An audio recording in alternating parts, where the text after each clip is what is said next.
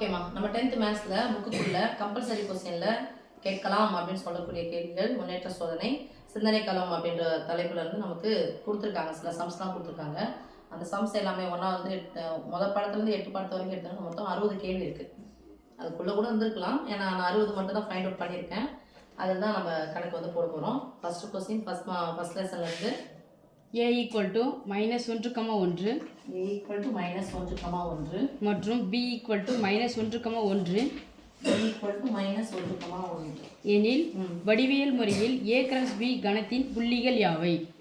a cross b என்ற கணத்தின் புள்ளிகள் யாவை?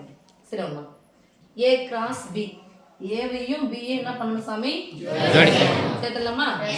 அப்படியே சொல்லுங்க சாமி, சேர்த்து சொல்லுங்க.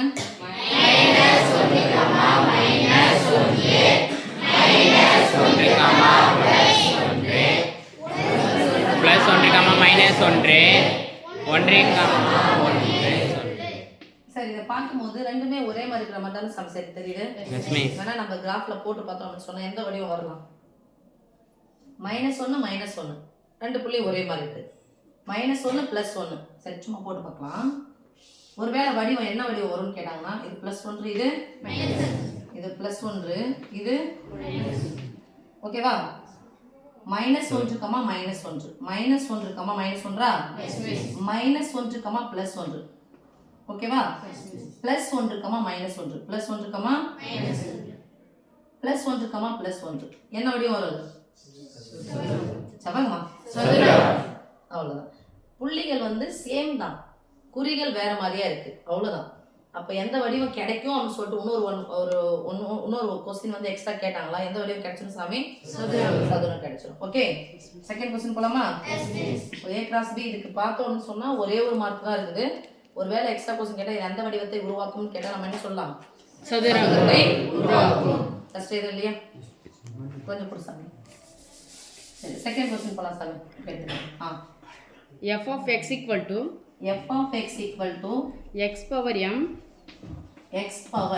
மற்றும் g of x equal to x power n எனில் f of g மற்றும் g of f காண்க.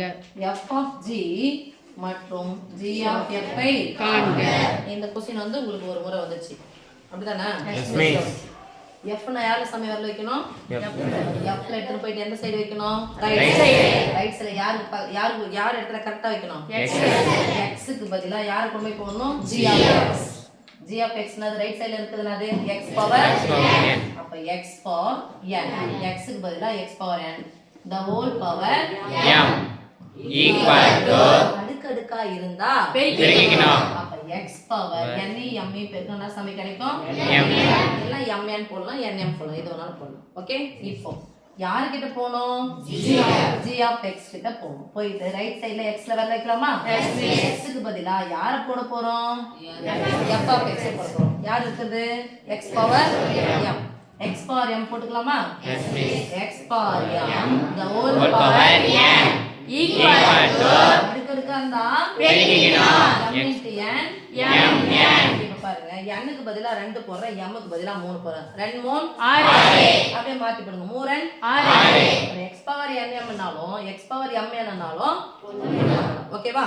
இதுக்கு ஒரு மார்க், ஒருவேளை இதுல இருந்து ஒன்னு கேக்குறாங்க, இன்னொன்னு ரெண்டுக்கும் எதனா தொடர்பு இருக்கா, சமமா அப்படின்னு சொல்லிட்டு கேட்டாங்கன்னா நம்ம என்ன பண்ண போறோம்? f of g equal to g of f. Okay சாமி.